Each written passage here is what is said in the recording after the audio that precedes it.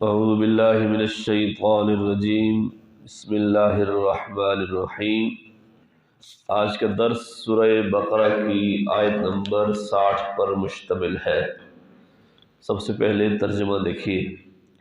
وَإِذِ اسْتَسْقَىٰ، اور جب پانی مانگا موسیٰ نے لِقَوْمِهِ، اپنی قوم کے لیے، فَقُلْنَا، تو ہم نے کہا، اضرب، مار، بعصاک، اپنی عصا کو، اپنی لاٹھی کو، الحجر، پتھر پر، فانفجرت، تو پھوٹ پڑے، بہہ نکلے، منہ، اس سے، اثنتا عشرۃ، 12 عیناً، چشمے، قد علم، پہچان لیا، کل اناس، ہر قوم نے، تمام لوگوں نے، مشربہم، اپنا گھاٹ، یعنی اپنا پانی لینے کی جگہ، کلو، کھاؤ، وشربو، اور پیو، من رزق اللہ، اللہ کی دی ہوئی روزی میں سے،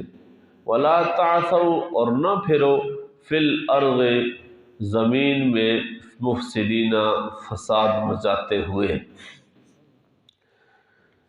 بنی اسرائیل کو جب اللہ جل شانہ نے بطور سزا کے 40 سال تک وادی طی میں رکھنے کا ایک ارادہ کیا اور ایک طے کر لیا، تو اس وقت ظاہر سی بات ہے وہ ایک کھلا میدان تھا، وہاں تو ظاہری زندگی کے کوئی آثار نہیں تھے، نہ کوئی عمارت تھی، نہ کوئی درخت تھا۔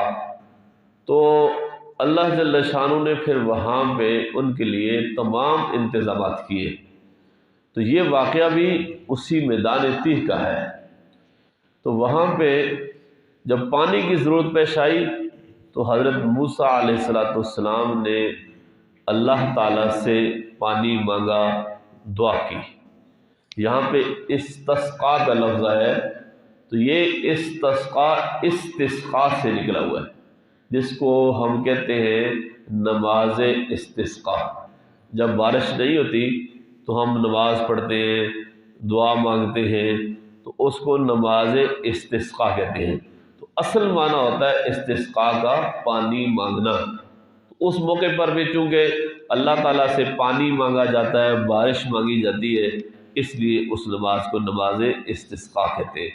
تو اصل استسقاء کی اصل دعا ہے، وہ کبھی کبھار تو بغیر نماز کے بھی ہو سکتی ہے، صرف دعا کی جائے تو وہ بھی ہے۔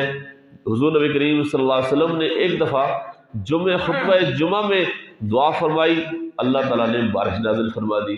اور کبھی کبھار یہ ہوتا ہے کہ باقاعدہ نماز پڑھ کے پھر دعا کی جاتی ہے، تو اصل اس کی یہی ہے۔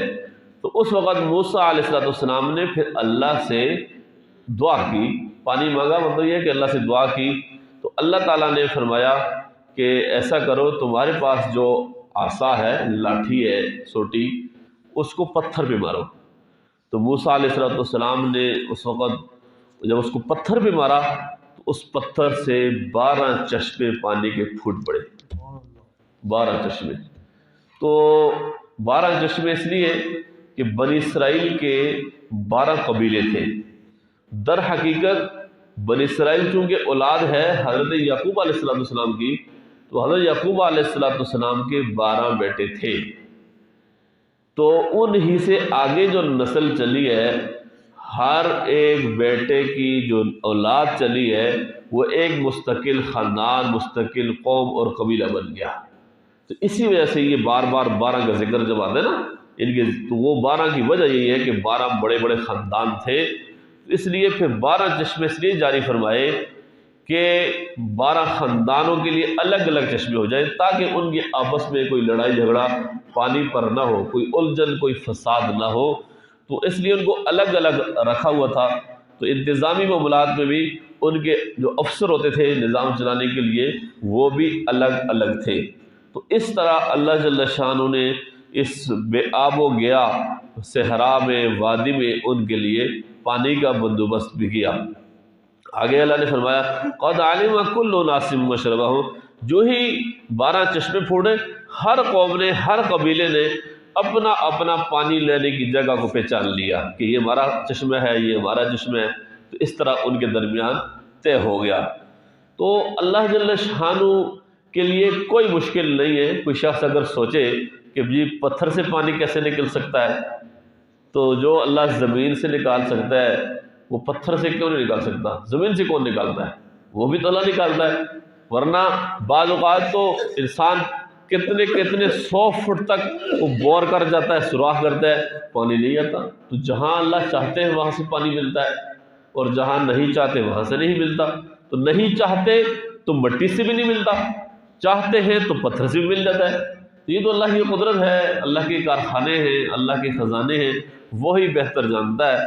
اس لیے اس میں کوئی ایسی مشکل سائنس نہیں ہے، کوئی بات نہیں ہے، اللہ کی اختیار میں سب کچھ ہے۔ تو اور بعض اوقات اللہ تعالیٰ خود اس طرح کی چیزوں کا اظہار فرماتے اپنی قدرت اور اپنی کاریگری دکھانے کے لیے کہ میں تو ایسے بھی کر سکتا ہوں، چاہوں تو پتھر سے نکال دوں، نہ چاہوں تو زمین سے بھی کسی کو پانی نہیں دیتا۔ تو پانی کے معاملے میں خالص صرف اور صرف اللہ کا اختیار ہے۔ باقی ہاں لوگوں نے اپنے طور پہ جب ہم بور کرتے ہیں تو لوگ اس کو ٹیسٹ کرتے ہیں نا فلاں جگہ میں، لیکن یہ صرف اور صرف اندازہ ہوتا ہے۔ جو پانی کی ماہرین ہے، میری ایک بندے سے بات ہوئی، اس نے کہا کہ صرف اندازہ ہے، پکی بات کوئی بھی نہیں کر سکتا، کیونکہ پانی کا معاملہ، پانی کا اختیار یہ صرف اور صرف اللہ جل شانہ کے پاس ہے۔ پکی ٹھکی بات کہ یہاں پانی ہوگا یہاں نہیں ہوگا، یہ کوئی بھی دنیا میں نہیں بتا سکتا۔ بہرکیف اللہ نے اس پتھر سے یہ پانی کے چشمے جاری فرما دیے، اور کھانے کا بندوبست تو اللہ تعالیٰ نے من و سلوہ کی شکل میں کیا تھا ان کے لیے، اور پانی کے لیے یہ کر دیا۔ پھر اللہ نے فرمایا کہ کلو واشربو، کھاؤ اور پیو، بالرزق اللہ، اللہ کی دی ہوئی روزی میں سے۔ تو اللہ تعالیٰ نے تمہیں روزی دے دی ہے، کھانے پینے کا تمہارا بندوبست کر دیا ہے، اب اللہ تعالیٰ کی اطاعت گزاری کرو، اللہ تعالیٰ کی تابعداری کرو۔ اللہ نے ہمیں بھی سب چیزیں دی ہیں، تو یہ سب چیزیں دینے کا مقصد یہ ہوتا ہے کہ انسان یکسو ہو کر اللہ تعالیٰ کی عبادت کرے، یہ مقصد ہے۔ اور وَلَا تَعْثَوْا فِي الْأَرْضِ مُفْسِدِينَ، اور زمین میں، ملک میں پھر فساد مچاتے نہ پھرو، زمین میں فساد نہ مچاؤ۔ لیکن ہوتا یہ ہے کہ جب انسان کے پاس کھانے پینے کا سامان وافر مقدار میں ہو، مال و دولت کے اعتبار سے وہ خوشحال ہو، تو اس وقت پھر وہ اللہ تعالیٰ کی نعمتوں کا احساس نہیں کرتا ہے، بلکہ وہ بھول جاتا ہے۔ وہ تو یہ کہتا ہے کہ یہ میری اپنی ذاتی کمائی ہے اور میرے ہاتھ کا کمال ہے اور یہ میرا اپنا ہنر ہے، میرا فن ہے، ایسا نہیں ہے۔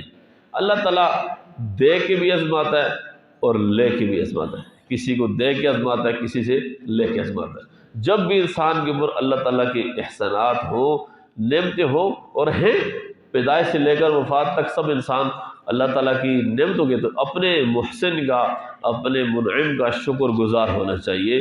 لیکن بنی اسرائیل نے اللہ تعالیٰ کی نعمتیں بھی کھاتے تھے، اور ان کو بار بار اللہ نے احساس بھی دلایا، لیکن پھر بھی ان کا احساس ان کے اندر نہیں پیدا ہوا، اور الٹا وہ زمین میں فساد مچاتے رہے، اللہ کی نافرمانیاں کرتے رہے، جس کی وجہ سے اللہ تعالیٰ نے ان کو ذلیل و رسوا کیا۔